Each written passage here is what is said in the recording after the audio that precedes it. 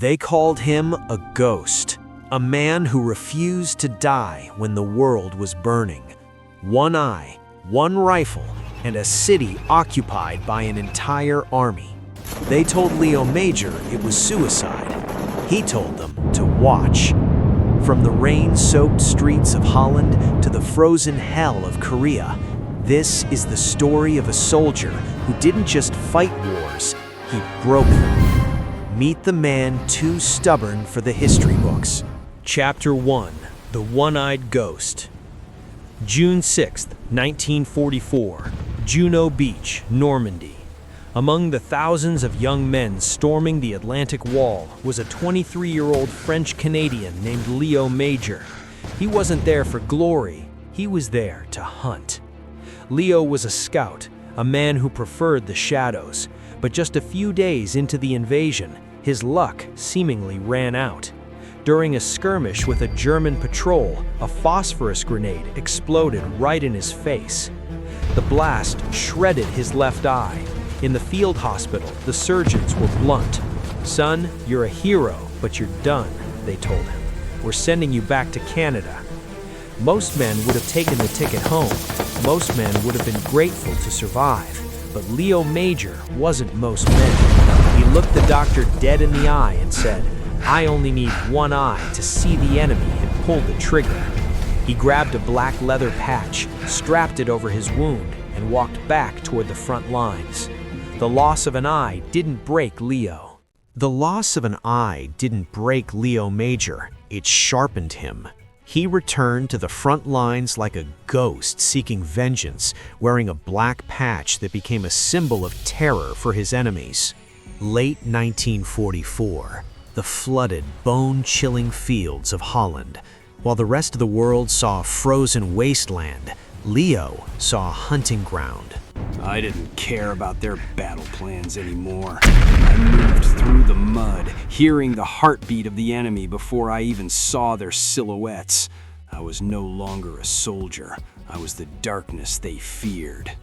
During the brutal Battle of the Scheldt, Leo was ordered to go on a routine scout mission. He was supposed to find a handful of missing recruits and come back, but routine wasn't in his vocabulary. As he crept through the freezing fog, he spotted a German patrol. Instead of retreating, he felt that familiar, icy spark of adrenaline. He didn't just want to scout, he wanted to dominate. I shadowed them for miles. 2 of them fell behind, and before they could even gasp, I had my knife at their throats. I didn't kill them. I needed them to be my heralds. Using the captives as human shields, he forced them to lead him directly into the heart of their own camp. He walked through the gates with the swagger of a man who owned the place, even though he was entirely alone. He burst into the officers' mess, kicking the door open with a thunderous crash. He found the German commander mid-meal and jammed the barrel of his Sten gun into the man's temple. I leaned in close so he could see his own reflection in my one good eye. I told him, "My battalion has this camp zeroed in. One word from me and the sky falls. Surrender now or be buried where you sit." It was a bluff of astronomical proportions. If the officer had blinked, Leo would have been dead. But the commander looked at this one-eyed demon, caked in mud and smelling of death, and he believed him. Leo then began the impossible task of marching nearly 100 elite SS soldiers out of their own base. Move! But the danger was far from over. As we marched, a nearby SS patrol spotted us. They realized what was happening and opened fire on their own men to stop the surrender. Bullets were chewing the ground around us. Most men would have run for cover. Leo did the opposite. He stood his ground in the open, screaming orders at the prisoners, shielding them from their own comrades' fire while return firing with deadly precision. I was sprinting back and forth along that line of prisoners like a sheepdog from hell. I'd fire a burst from the left, scream in French, then dive to the right and fire again. I wanted them to think they were surrounded by a whole company of mad Canadians. By the time the sun began to peek through the Dutch mist, the Canadian sentries at the front line saw a sight they would tell their grandchildren about.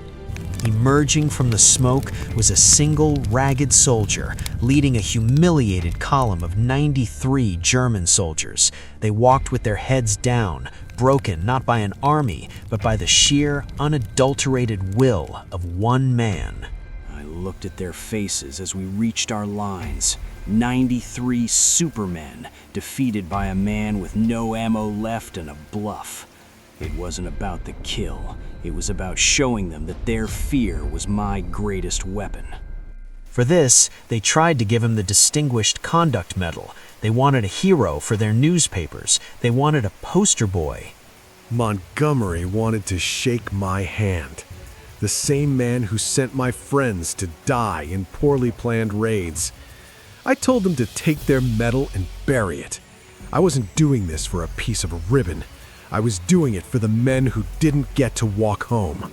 By April 1945, the Nazi war machine was a dying beast, cornered and desperate. But for the citizens of Zwolle, the nightmare was just beginning. The German garrison was dug in deep, and the Allied command had a simple, brutal solution: level the city with a massive artillery barrage. Leo Major couldn't stand the thought of an innocent city being turned to rubble. He approached his commander with a plan that sounded like a suicide note. Give him one man, and he'd clear the city himself before the shells started flying. We were moving through the outskirts, just shadows in the dark. I told Willie to stay low. I could feel the Germans everywhere, their breath, their fear. And then the silence didn't just break, it shattered. A burst of fire, a splash in the mud, and my world went dark. Willie was gone. They took the only brother I had left. I didn't feel the cold anymore. I didn't feel the fear. I just felt the weight of the grenades in my pockets and the fire in my gut. I wasn't going to save Zwolle anymore. I was going to burn it down around them. For the next 4 hours, Leo Major was everywhere. He turned the city into a labyrinth of terror. He'd capture a group of Germans, march them to the edge of town, and then run back into the smoke to start all over again. He made them believe an entire army was at their heels. I caught an SS officer in a side street and put my gun in his mouth. I told him the truth. Well, my version of it. I told him my tanks were already at the gates. I told him he had 30 minutes to save his men before the world ended. He believed me. By 3 a.m., Zwolle was a ghost town. The German army was convinced they were surrounded by a brigade of madmen. But for Leo, the war had become a private conversation between him and the shadows. I ran into a tavern and found about 10 of them drinking to forget the war. I didn't fire. I just stood there, dripping mud and rage, and told them, "Raus, out, or I'll turn this place into your tomb." They didn't even reach for their guns. They just ran. Amidst the chaos, Leo found the local resistance. In a dark basement, he saw the faces of the people he had saved, men, women, and children hiding from shells they thought were coming. When I walked in, they didn't see a liberator. They saw a monster covered in blood and soot. I had to look them in the eyes and tell them they were safe. But all I could think about was Willie. He should have been the one to tell them. As the first light of dawn touched the spires of Zwolle, the miracle was complete. The massive Allied artillery barrage was called off at the very last second.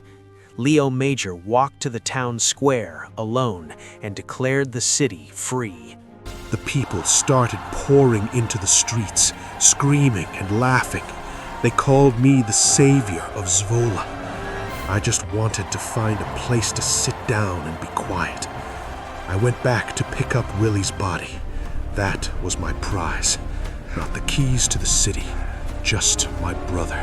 Leo Leo, this is saved for your thousands bravery. of lives that No, sir. night, I but he cannot accept refused it. the medal. I understand. He told them to keep their ribbons. He didn't do it for the brass. He did it for the friend he left in the dirt. They asked me how I survived it all. I tell them it's simple. I only had one eye to see the danger, so I only felt half the fear. Most men would have retired to a quiet life after Zwolle, but Leo Major wasn't most men. 5 years later, the world was at it again, this time in the frozen hellscape of Korea. They called it a police action. To me, it just felt like the same old mud, just a different continent. By 1951, I was back in a uniform, leading a scout sniper platoon. My job was simple: go where the regular army was too afraid to step. It was the Battle of Mariangsan.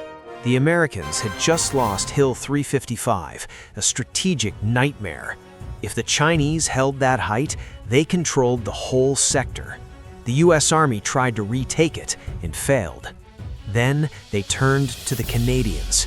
Specifically, they turned to the man with the black patch. I took 18 men, just 18. I told them, if we go up that hill like soldiers, we die. We have to go up like ghosts. We stripped off everything that made noise. No canteens banging, no loose buckles, just us, our guns, and the dark. For 3 days, Leo and his 18 scouts occupied the hill. But on the third night, the Chinese army decided they wanted it back. 2 entire divisions, nearly 14,000 men, began to swarm the slopes. It looked like the ground itself was moving. Thousands of them screaming, blowing whistles and bugles to keep their courage up. My boys looked at me, eyes wide. I just checked my watch and said, "Don't fire until you can see the color of their eyes. Then make every bullet a story." It was an impossible stand.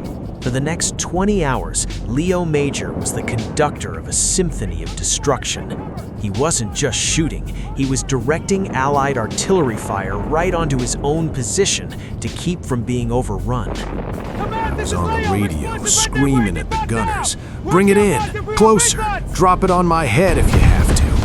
The shells were landing so close the shock waves were knocking the wind out of my lungs. I was running from foxhole to foxhole, handing out extra magazines, shouting at my guys that we weren't going anywhere. We were the kings of that hill, and nobody was taking the crown. When the sun rose over Hill 355, the Chinese had retreated. 18 Canadians, led by a one-eyed ghost, had held off 2 divisions. Leo had done it again. I looked at my men. They were covered in soot, blood, and frozen sweat, but they were alive, all of them. That was the only time I felt like a hero. Not because I killed, but because I brought my boys back from the mouth of hell.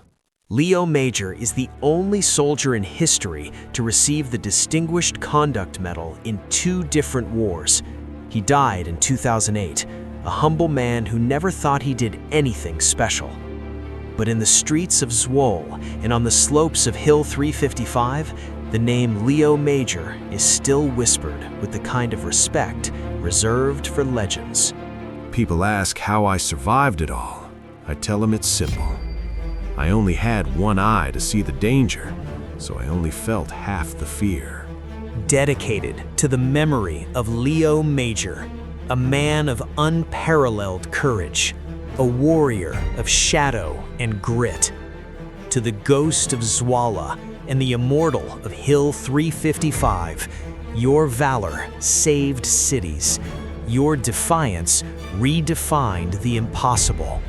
And your legend will forever echo in the halls of heroes. For honor, for Canada, and for a brotherhood that never broke. Rest in power, Leo Major, a true titan among men. If you believe these stories of bravery deserve to be remembered, join us. Subscribe to the channel and hit the bell icon to stand with us as we uncover more legends of history. Don't let their names fade away. Thank you for watching and for keeping the memory alive.